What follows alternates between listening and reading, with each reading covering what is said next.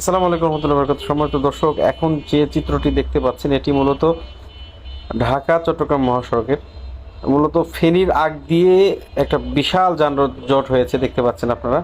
মোটামুটি যানজট, এই যে বিভিন্ন জায়গায় পানিগুলো দিয়ে এক সাইডে রাস্তা ফুল ডুবে গেছে, আরেক সাইডে কোনো জায়গাতে হয়তো বা উঁচু হয়ে আছে, আবার কোনো জায়গাতে ডুবে গেছে। এরকমভাবে লালপুরের আগে, অর্থাৎ লালপুরের হচ্ছে মোটামুটি প্রায় 10 কিলোমিটার আগে এই চিত্রটি নেওয়া।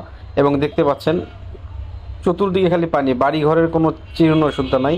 এবং আশেপাশে যে যে স্থাপনাগুলো ছিল এগুলো প্রায় অর্ধেকেরও বেশি ডুবে গেছে। এই কারণে আসলে ঢাকা এবং চট্টগ্রামের যে চলাচল এটা খুবই ব্যাহত হচ্ছে। এবং আমরা জানতে পেরেছি যে একবারে বন্ধ হয়ে আছে, বিভিন্ন জায়গায় বিভিন্নভাবে পানি নিষ্কাশন না হওয়ার কারণে নানান সমস্যা হচ্ছে।